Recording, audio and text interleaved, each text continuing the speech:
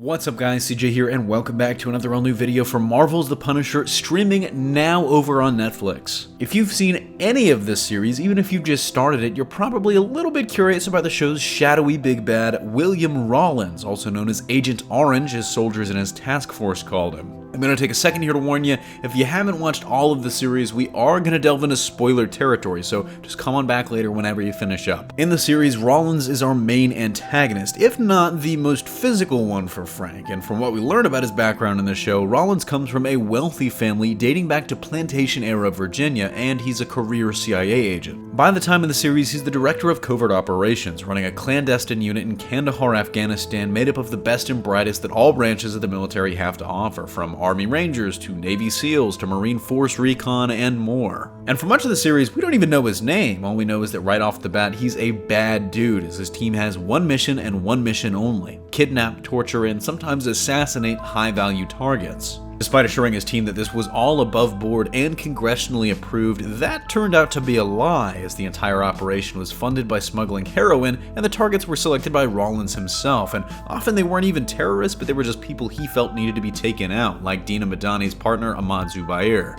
But his cold, almost sociopathic regard for the lives of his team eventually wore on the crew, and he frequently placed the mission above their lives, in one instance overruling Lieutenants Frank Castle and Billy Russo and sending the troops into what they warned him was a trap because there was even a chance of extracting a high-value target. The mission resulted in complete failure, with the team suffering heavy casualties and escaping only thanks to Castle's heroics. Upon arrival, Rawlins really cared not for the team, and only whether or not they had successfully gotten the HVT, leading Castle to punch him in the face, blinding him in one eye. At some point shortly after Castle and Russo left, the squad was disbanded, but Rawlins continued his decorated career with the CIA out of the public eye, eventually offered the role of deputy director. All the while, he covertly continued working with Billy Russo, helping fund Anvil, Russo's private military corporation, which continued operations in Iraq and Afghanistan and occasionally on US soil. Together, the two hunted down Frank Castle, one of the few remaining loose ends about what exactly happened in Kandahar. That more or less covers Rawlins' origin as explained in the show and over the course of the series, but he also actually appeared in the comics, specifically in the Punisher Max series that this show loosely adapts, and he actually plays a very similar character there.